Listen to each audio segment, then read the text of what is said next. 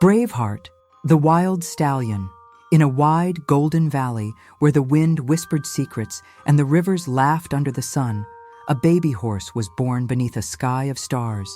His coat shimmered like bronze in the sunlight, and from the moment he stood on wobbly legs, everyone in the herd could see. This foal was different. His mother, Willow, nuzzled him gently.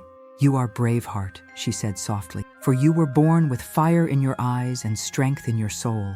Braveheart grew up among the wild horses of the Great Plains, galloping through meadows, racing with eagles, and splashing through sparkling streams. He was the fastest, the most daring, and the most curious of all the young colts. While others rested, Braveheart asked questions. While others grazed, Braveheart explored. His spirit could not be tamed, but even as he thrived in freedom, there were whispers on the wind. Strange smells drifted from the east. Unknown sounds echoed in the distance, sharp, loud, unnatural. The elder stallions watched the horizon with wary eyes. Something was changing. Still, Braveheart only wanted to run faster, leap higher, and feel the wind lift his mane.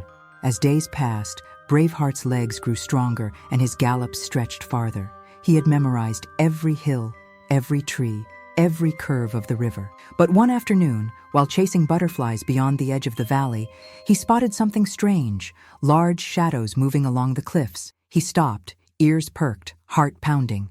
It wasn't a bear or a mountain lion. These shapes were taller, slower, and moved on two legs. Beside them were animals unlike any Braveheart had ever seen. Long-legged, heavy creatures with leather on their backs. They weren't part of the wild. Braveheart crept closer, hiding behind bushes. He watched the two-legged creatures hammer strange silver pieces into the ground and tie ropes between them. They made odd noises, laughed loudly, and pointed toward the valley. His heart thumped. He ran back to the herd, breathless. "I saw them. They're not like us. They wear strange skins and carry sticks that flash and roar." The older stallions looked at one another, concerned. "Humans," said Silvermane, the herd leader. "They build fences. They take the free and turn them into prisoners." But Braveheart couldn't understand. How could anyone take away freedom? The valley was endless. The sky was open.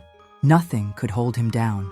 That night, he stood alone on a hill, gazing at the stars. His mother joined him. "Promise me," she said, wrapping her neck around his. "You will never forget who you are." "I promise," Braveheart whispered. "No rope, no fence will ever stop me." But dawn was coming, and with it, the world was about to change. The sun rose over the valley, but its light felt colder that morning. Braveheart galloped toward the edge of the river, hoping the strange creatures had vanished, but they hadn't. In fact, they had moved closer. Suddenly, a loud crack shattered the air.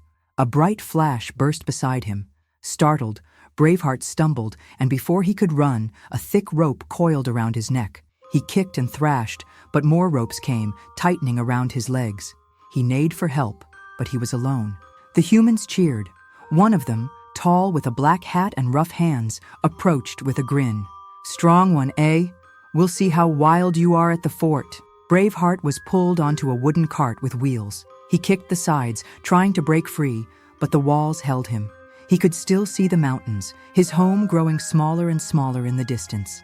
Hours passed. The world beyond the valley was harsher, louder, filled with strange smells and smoke. When the cart finally stopped, Braveheart found himself behind tall wooden walls, surrounded by humans, iron bars, and other animals with sad, tired eyes. One old mare whispered, "This is Fort Clay.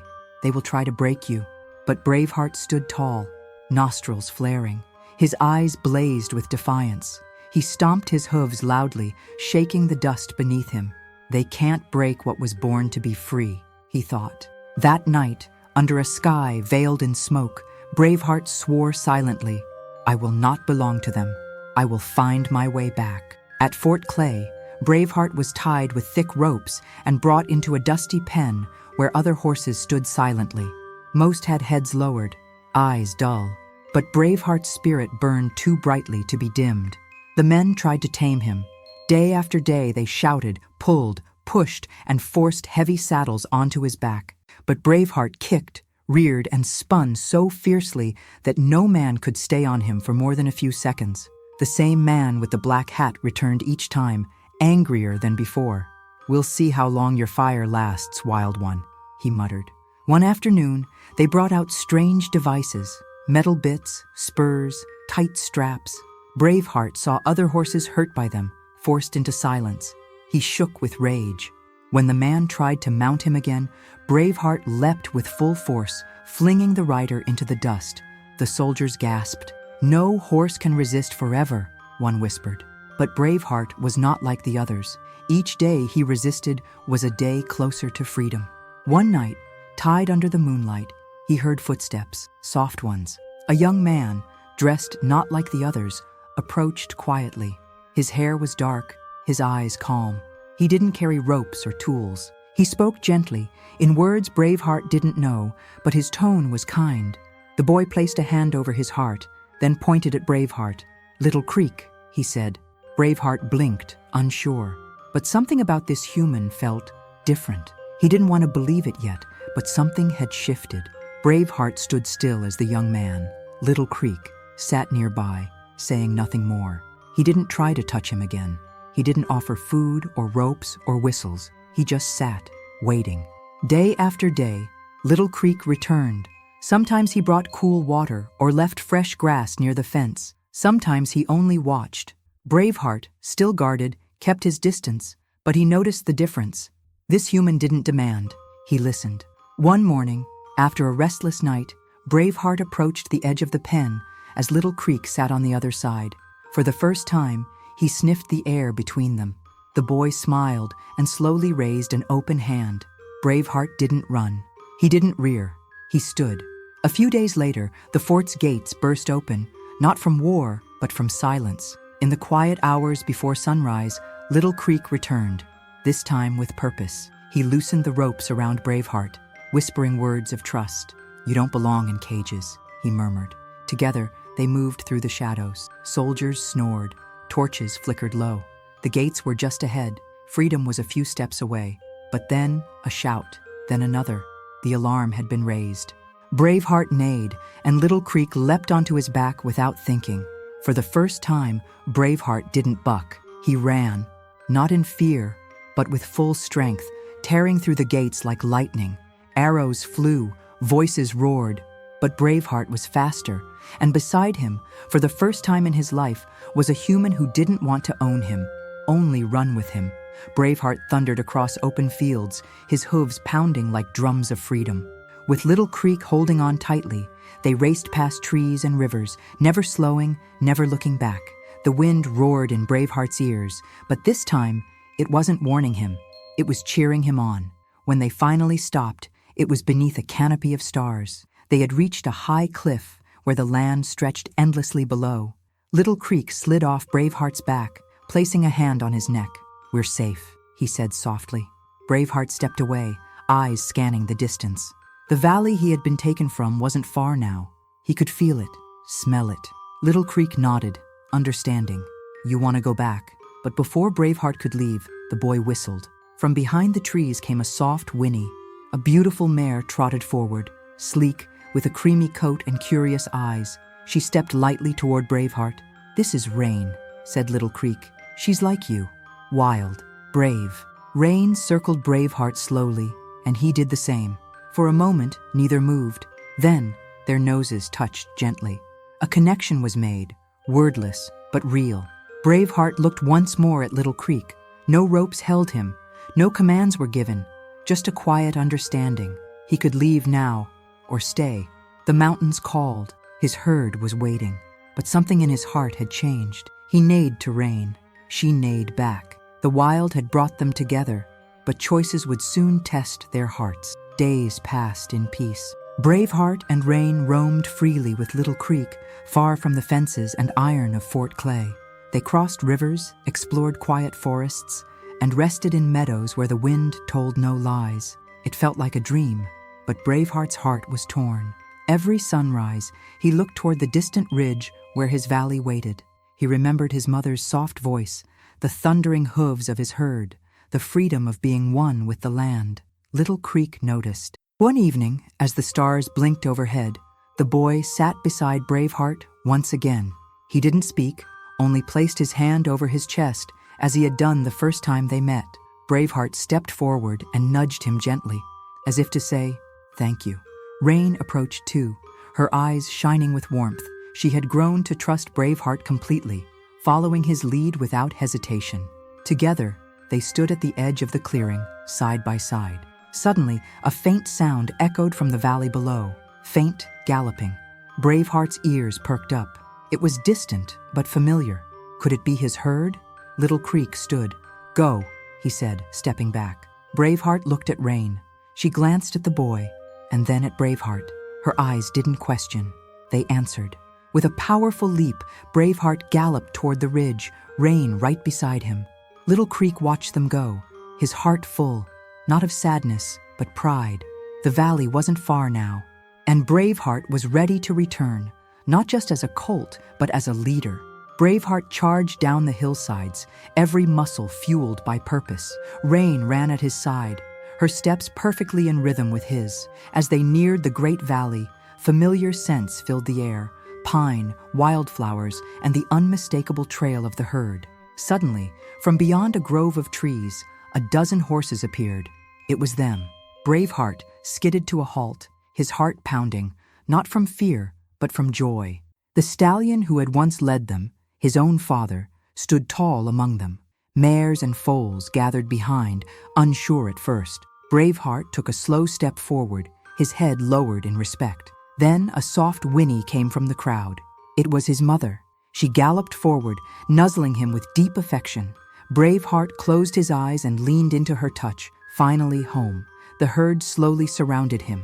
Some sniffed Rain curiously, others watched silently. The old stallion stepped forward, eyes fixed on Braveheart.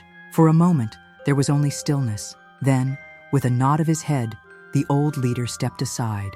Braveheart understood. He wasn't the young colt who had chased eagles anymore. He had faced storms, chains, and the worst of man, but he had also discovered trust, courage, and love. He had returned stronger, and now the valley was his to protect. Rain neighed beside him, proud. Braveheart reared up high, his voice echoing through the cliffs, calling every creature near and far. The valley thrived once more. Under Braveheart's lead, the herd roamed freely, their hooves stirring the earth with energy. Foals played along the riverbanks. Rain grazed peacefully among the wildflowers. The mountains, the trees, the wind, it all belonged to them again. But peace never lives without challenge. One morning, strange scents drifted into the valley. Smoke, iron, men. From a high cliff, Braveheart spotted something far off. Dust clouds rising, men on horseback, soldiers marching toward the open plain. It was Fort Clay's army, and they weren't alone. Wagons, ropes, fire, they were coming back. Braveheart neighed loud and long, calling his herd together. Fear rippled through the group, but Braveheart stood firm. He wouldn't let them be captured again. Not now, not ever. Rain came to his side, eyes wide but steady. Then, a sound. Behind them, from the trees, came a familiar whistle. Braveheart turned. It was Little Creek. He had returned, riding his own swift horse, not with soldiers, but with warriors from his tribe. He raised his hand in greeting, then pointed to the east, where the army approached. They had one chance. Little Creek's tribe would create a diversion. Braveheart and the herd had to move, fast, through the hidden paths toward the highlands where no cart or soldier could follow. Braveheart understood. This wasn't just about escape anymore. It was about protecting what was sacred, the land, the herd, freedom. With the echo of Braveheart's cry still in the air, the herd surged forward, following him into the ancient paths carved by rivers and time. Rain galloped close, her mane flying like fire behind her. Little Creek and his people rode in the opposite direction, raising dust and calls that lured the soldiers away. Braveheart knew the mountains well now. He led the herd through narrow ravines, beneath towering cliffs, and across icy creeks where no wagon could pass. The soldiers chased shadows. Every step the herd took was a promise. We will not be captured again. By dusk, the army had vanished behind them, swallowed by forest and fog. The highlands opened before them, untouched, wild, eternal. Braveheart slowed at the crest of a wide hill, overlooking the land that would now be theirs forever. The herd circled around him, safe. Rain stood beside him, strong and steady. No ropes, no fences, only the wind and sky above them. Far in the distance, just before the sun slipped behind the mountains, Braveheart spotted a lone rider watching from the edge of the trees, Little Creek. The boy raised a hand in farewell. Braveheart lowered his head in return. Their bond had no words, no reins, only respect. That night, under a canopy of stars, Braveheart stood on the ridge, listening to the soft breathing of his herd. He had been born wild, captured, changed, freed, and now he was legend. The stallion who had run through chains, fire, and fear, not to escape, but to lead. And in every gust of wind across the valley, his spirit still runs.